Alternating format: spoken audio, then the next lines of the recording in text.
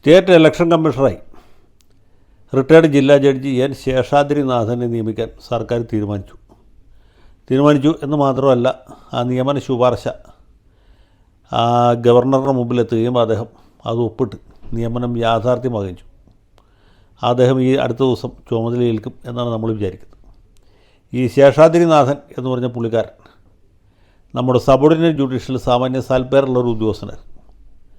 അദ്ദേഹത്തിൻ്റെ മുമ്പിൽ ചില കേസുകളിലൊക്കെ ഹാജരാകാനുള്ള അവസരം എനിക്ക് കിട്ടിയിട്ടുണ്ട്. അദ്ദേഹം ഇവിടെ എറണാകുളത്ത് അഡീഷണൽ ജില്ലാ ജഡ്ജി ആയിരിക്കുമ്പോൾ, പിന്നീട് കേരള കോപ്പറേറ്റീവ് ട്രിബ്യൂണലായിരിക്കുന്ന സമയത്തും അദ്ദേഹത്തിന് മുമ്പിൽ ചില കേസുകളൊക്കെ നടത്തിയിട്ടുണ്ട്. അഭിഭാഷകരോടും കക്ഷികളോടൊക്കെ മാന്യമായി പെരുമാറുന്ന ഒരാളാണ്. അതുപോലെ തന്നെ വലിയ കുഴപ്പമില്ലാത്ത രീതിയിൽ വിധികൾ പാസ്സാക്കുന്ന ആളാണ്. അപ്പോൾ ഒരു ന്യായാധിപൻ എന്നുള്ള നിലയ്ക്ക് നമുക്ക് അദ്ദേഹത്തെക്കുറിച്ച് പ്രത്യേകിച്ച് ഒരു ദോഷവും പറയാനില്ല, ഗുണം പറയാനുണ്ട് തന്നെ. ആ നിലയ്ക്ക് അതൊരു വിവാദ വിഷയമാകേണ്ട കാര്യമേ ഇല്ല. ഈ തെരഞ്ഞെടുപ്പ് കമ്മീഷൻ എന്ന് പറയുന്നത് സാധാരണ IAS ഉദ്യോഗസ്ഥരായിരിക്കും, അല്ലെങ്കിൽ ജഡ്ജിമാരായിരിക്കും, ജില്ലാ ജഡ്ജിമാരായിട്ട് റിട്ടയർ ചെയ്തവരും സർവീസിലുള്ള ജഡ്ജിമാരോ ആയിരിക്കും. അത് റിട്ടയർ ചെയ്യാറായ ജഡ്ജിമാർ ഒരു പക്ഷേ പോകാൻ സാധ്യതയുള്ള ഒരു പോസ്റ്റാണ്. ഇടതുപക്ഷ സർക്കാരിൻ്റെ കാലത്ത് സനിൽകുമാർ എന്ന് പറഞ്ഞൊരു ജഡ്ജിയാണ് ഈ പോസ്റ്റിലേക്ക് ഓങ്ങി വെച്ചിരുന്നത്. പക്ഷേ അദ്ദേഹത്തിൻ്റെ നിയമനം നടപ്പാകുന്നതിന് മുമ്പായിട്ട് സർക്കാർ മാറിയതുകൊണ്ട് ആ പോസ്റ്റ് വേക്കൻ്റായിട്ട് കിടക്കരുത്. ഇപ്പോൾ ആ സ്ഥാനത്തേക്ക് നമ്മുടെ ശേഷാദ്രിനാഥൻ വന്നിരിക്കുകയാണ്. ഇവിടെ ഉയർന്നു വന്നിട്ടുള്ളൊരു വിവാദം എന്ന് പറയുന്നത് കോഴിക്കോട്ടുള്ള ഒരു KPCC ജനറൽ സെക്രട്ടറി, KPCCക്ക് 56, 58, 59 മറ്റോ ജനറൽ സെക്രട്ടറിമാരുണ്ട്. അങ്ങനെയുള്ള 58 ജനറൽ സെക്രട്ടറിമാരിൽ ഒരു ജനറൽ സെക്രട്ടറി, അദ്ദേഹത്തിന് ഒരു PM നിയാസ് എന്നാണ്. നിയാസ് കോഴിക്കോട്ടെ ഒരു വക്കീലാണ് എന്ന് മാത്രമല്ല, മരിച്ചുപോയ സാദിരി കോയ എന്നൊരു മഹാനേതാവുണ്ടായിരുന്ന അദ്ദേഹത്തിൻ്റെ മകനാണ്. അപ്പോൾ അദ്ദേഹം ഒരു ആരോപണം ഉന്നയിച്ചിരിക്കുകയാണ്. ഈ ശേഷാദ്രിനാഥൻ കോളേജിൽ പഠിക്കുന്ന കാലത്ത് SFIക്കാരനായിരുന്നു. പിന്നീട് കഴിഞ്ഞ കുറച്ച് കാലമായിട്ട് ഇയാൾ സംഘപരിവാറിൻ്റെ ഒരു പ്രവർത്തകനോ അനുയായിയോ അല്ലെങ്കിൽ അവരുടെ പതാകവാഹകനുമായിട്ട് കരുതപ്പെടുന്ന വ്യക്തിയാണ്. അപ്പോൾ അങ്ങനെ ഒരാളെ തെരഞ്ഞെടുപ്പ് കമ്മീഷനായിട്ട് നിയമിച്ചത് നമ്മുടെ ഐക്യജനാധിപത്യ മുന്നണി ഉയർത്തിപ്പിടിക്കുന്നു എന്ന് നമ്മൾ ധരിച്ചിട്ടുള്ള മതേതര മൂല്യങ്ങളെ ചവിട്ടി മതിക്കുന്ന ഒരു നടപടിയാണ്. ഇദ്ദേഹത്തിൻ്റെ നിയമനം പുനഃപരിശോധിക്കണം എന്നാണ്. ഈ നിയാസ് ഈ വിഷയം ഉയർത്തിക്കൊണ്ടുവന്ന് ഉന്നയിച്ചു. അതിന് പുറകിൽ KC വേണുഗോപാലിൻ്റെ കരാളഹാസങ്ങളുണ്ട് എന്നൊരു ധാരണ പൊതുസമൂഹത്തിലുണ്ടായിരുന്നു. കാരണം നിയാസ് KC വേണുഗോപാലിൻ്റെ അറിയപ്പെടുന്ന ഒരു ആരാധകനോ ശിഷ്യനോ മറ്റുമാണ്. അങ്ങനെ സതീശനെ അട്ടിമറിക്കാനുള്ള KC വേണുഗോപാലിൻ്റെ ഒരു ശ്രമമായിട്ട് കൂടി ഇത് വ്യാഖ്യാനിക്കപ്പെട്ടു, അല്ലെങ്കിൽ ദുർവ്യാഖ്യാനിക്കപ്പെട്ടു എന്നുള്ളത് സത്യമാണ്. ഏതായാലും ഇങ്ങനെ ഒരു വിവാദം ഉയർന്നു വന്നു. അതിൽ ദീപാ ദാസ് മുൻഷി വരെ ഇടപെട്ടു, സർക്കാരിനോട് പുനഃപരിശോധിക്കാൻ പറഞ്ഞു എന്നാണ് പറയുന്നത്. പക്ഷേ സതീശനല്ലേ മോൻ, ദീപാ ദാസ് മുൻഷിയല്ല. സാക്ഷാൽ രാഹുൽ ഗാന്ധി പറഞ്ഞാലും പുള്ളി ഗൗനിക്കില്ല. കാരണം കേരള മുഖ്യമന്ത്രി രാഹുൽ ഗാന്ധിയുമല്ല, ദീപാ ദാസ് മുൻഷിയുമല്ല, KC വേണുഗോപാലുമല്ല. മാത്രമല്ല വകുപ്പ് മന്ത്രി KM ഷാജിയാണ്. അത് ലീഗിൻ്റെ വകുപ്പാണ്. മന്ത്രിസഭയുടെ തീരുമാനമനുസരിച്ചിട്ടാണ് ശേഷാദ്രിനാഥൻ്റെ പേര് പാസ്സാക്കിയതും ഗവർണറുടെ ശുപാർശയ്ക്ക് വിട്ടതും. അപ്പോൾ ഗവർണർ നിയമനം കൂടി നൽകിയോടി ഇനിയിപ്പോൾ ദീപാ ദാസ് മുൻഷിയല്ല പടച്ചാമ്പുരം വിചാരിച്ചാൽ അത് പുനഃപരിശോധിക്കാൻ പറ്റുകയില്ല.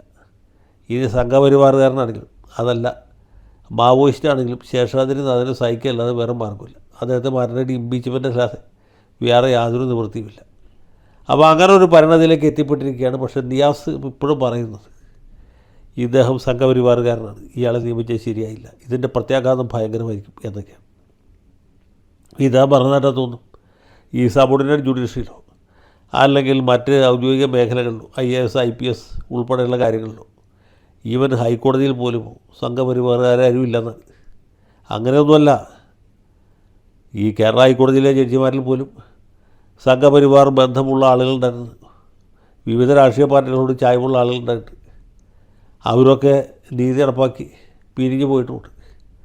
ചിലരൊക്കെ ആ സമയത്തും അവരുടെ രാഷ്ട്രീയ പക്ഷപാതിത്വം ഒളിഞ്ഞ് തെളിഞ്ഞ് പ്രകടിപ്പിച്ചവരാണ്. പക്ഷേ പകുതിയിലധികം പേരും അല്ലെങ്കിൽ ബഹുഭൂരിപക്ഷം പേരും ഇങ്ങനെയുള്ള പക്ഷപാതിത്വമൊന്നും അവരുടെ തൊഴിൽപരമായ ജീവിതത്തിൽ കാണിക്കാത്തവരാണ്, പ്രകടിപ്പിക്കാത്തവരാണ്.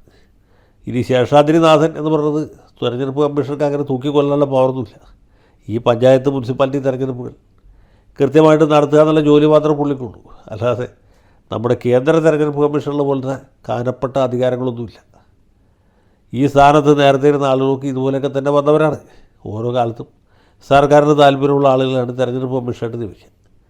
കേന്ദ്രത്തിലെ തെരഞ്ഞെടുപ്പ് കമ്മീഷൻ നിയമിക്കാനായിട്ട് വേറെ മാനദണ്ഡങ്ങളാണ്. അതിൻ്റെ നിയമന രീതിയൊക്കെ വ്യത്യസ്തമാണ്. നമ്മുടെ പ്രധാനമന്ത്രി, മറ്റൊരു മന്ത്രി, പിന്നെ പ്രതിപക്ഷ നേതാവ് കൂടി ചേർന്ന ഒരു കമ്മിറ്റിയാണ് കേന്ദ്ര തെരഞ്ഞെടുപ്പ് കമ്മീഷനെ തീരുമാനിക്കുന്നത്. ഇവിടെ അങ്ങനത്തെ പ്രൊസീജിയറൊന്നുമില്ല. പഞ്ചായത്ത് തെരഞ്ഞെടുപ്പ് നടത്താനുള്ള ഉത്തരവാദിത്വം മാത്രമേ അദ്ദേഹത്തിനുള്ളൂ. അല്ലെങ്കിൽ പഞ്ചായത്തുകളുടെ വാർഡുകൾ വിഭജിക്കുക, അതൊക്കെ പ്രധാനമായിട്ട് സർക്കാരാണ് ചെയ്യുന്നത്. അതിനൊക്കെ ഒരു മേലോപ്പ് വയ്ക്കുന്ന ജോലിയെ തെരഞ്ഞെടുപ്പ് കമ്മീഷനുള്ളൂ. ഏതായാലും ദിയാസ് പറയുന്നത് വലിയ പ്രത്യാഘാതം ഉണ്ടാകുക പോകുന്നത്. സതീശനാണെങ്കിൽ തീരെ ഗൗനിക്കത്തില്ല. അതിലുപരി കോഴിക്കോട്ടൊരു മുതിർന്ന നേതാവും മുൻ DCC പ്രസിഡൻറ്റും KPCC ഭാരവാഹിയൊക്കെ ആയിരുന്ന KC അബു പത്രസമ്മേളനം വിളിച്ച് ദിയാസിനെ സാമാന്യമായിട്ട് ഊശിയാക്കുന്നത് കണ്ടു.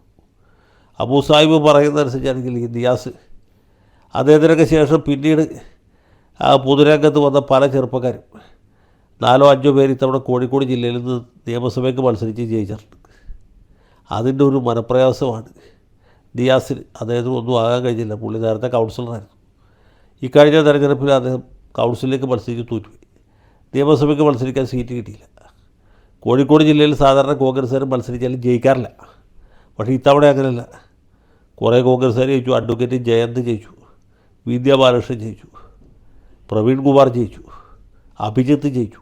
ഇതൊക്കെ കോൺഗ്രസിൻ്റെ ഒരു നിലവാരം വെച്ച് നോക്കുമ്പോൾ വമ്പിച്ച വിജയമാണ്. അതിഭയങ്കരമായ വിജയമാണ് കോഴിക്കോട് ജില്ലയിൽ കോൺഗ്രസ്സിനുണ്ടായത്. പക്ഷേ ദിയാസിന് അതിൻ്റെ യാതൊരു ഗുണവും കിട്ടിയില്ല. അതിൻ്റെ ഫ്രസ്ട്രേഷനാണ്, അതിൻ്റെ നിരാശയാണ്, അതിനുള്ള പകയാണ് സതീശനോട് ഇപ്പോൾ തീർക്കാൻ ശ്രമിക്കുന്നത്. മാത്രമല്ല സർക്കാരിൻ്റെ സൽപ്പേരിന് കളങ്കം ചേർക്കാനുള്ള ഒരു ശ്രമമായിട്ടാണ് അബു ഇതിനെ വിശേഷിപ്പിക്കുന്നത്. അത് നമുക്കറിയില്ല. കോൺഗ്രസ് പാർട്ടിയായിട്ട് ഇങ്ങനെ പലതും സംഭവിക്കും. പക്ഷേ ഏതായാലും ശേഷാദ്രി നാഥനെ നിയമിച്ചു എന്നുള്ള വസ്തുത നിലനിൽക്കും.